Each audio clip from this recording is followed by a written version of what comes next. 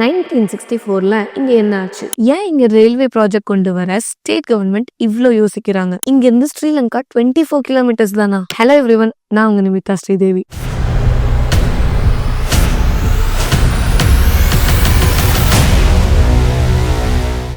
இன்னைக்கு நம்ம ரொம்பவே இன்ட்ரெஸ்டிங்கான பல மர்மங்கள் நிறைந்த இடத்தை பத்தி தான் பேச போறோம். எஸ், நம்ம இந்தியாவோட லாஸ்ட் லேண்ட்னு சொல்லப்படுற தனுஷ்கோடியை பத்தி தான் பேச போறோம். இந்த ஸ்பெசிபிக் ரீஜியன்ல ஏன் இவ்ளோ ரெஸ்ட்ரிக்ஷன்ஸ்? இங்க இருந்த மக்களுக்கு என்னாச்சு? இப்போ இங்க பாப்புலேஷன் எவ்வளவு இருக்கு? இப்படி பல இன்ட்ரெஸ்டிங்கான ஃபேக்ட்ஸை பத்தி தாங்க இன்னைக்கு பார்க்க போறோம். சோ வீடியோவை ஸ்கிப் பண்ணாம ஃபுல்லா பாருங்க. அண்ட் இது வரைக்கும் நம்ம சேனல் சப்ஸ்கிரைப் பண்ணாதவங்க மறக்காம சப்ஸ்கிரைப் பண்ணிக்கோங்க. சரி, வாங்க வீடியோக்குள்ள போலாம். நம்ம எல்லாருக்கும் சுனாமியை பத்தி தெரியும். பட் அதுக்கு முன்னாடி 1964ல வந்த ஒரு பெரிய புயல் தனுஷ்கோடியவே சூறையாடிடுச்சு. ஆமாங்க, 1964ல வந்த புயல்ல ஒரு 1800 பேர் மரணம் அடைஞ்சிருக்காங்க. தமிழ்நாடுல மொத்த இந்தியாவே ஆடி போட்டுச்சு. 1800 பீப்புள்னா அது எவ்வளவு பெரிய அழிவா இருக்குன்னு யோசிச்சு கூட பார்க்க முடியல. இந்த டவுனுக்கு செப்பரேட் முனிசிபாலிட்டியோ பஞ்சாயத்தோ எல்லாம் ஒன்னும் கிடையாது. இவங்க ராமநாதபுரம் டிஸ்ட்ரிக்ட்ல வருவாங்க. சோ ராமேஸ்வரம் முனிசிபாலிட்டி கீழே தான் வராங்க. இந்த தனுஷ்கோடியோட மொத்த பாப்புலேஷன் அரௌண்ட் 500 பீப்புள் தான். இவங்களுக்குன்னு செப்பரேட் வார்ட்ஸ்லாம் இது வரைக்கும் எதுவுமே இல்ல. இங்க ரயில்வே ஸ்டேஷன், ஸ்கூல்,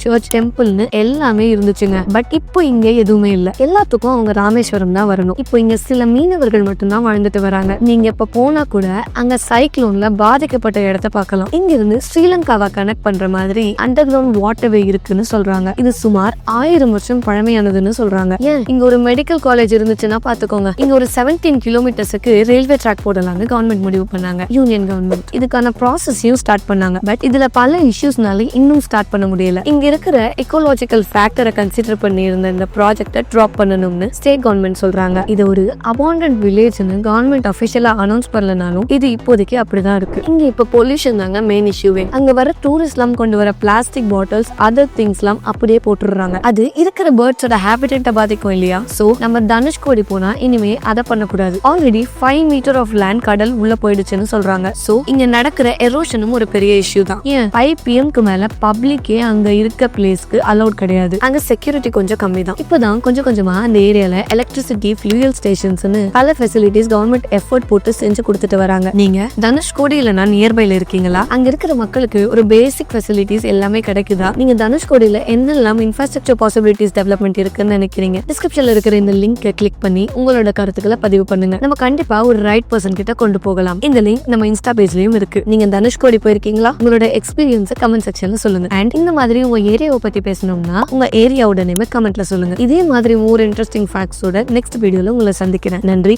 வணக்கம்.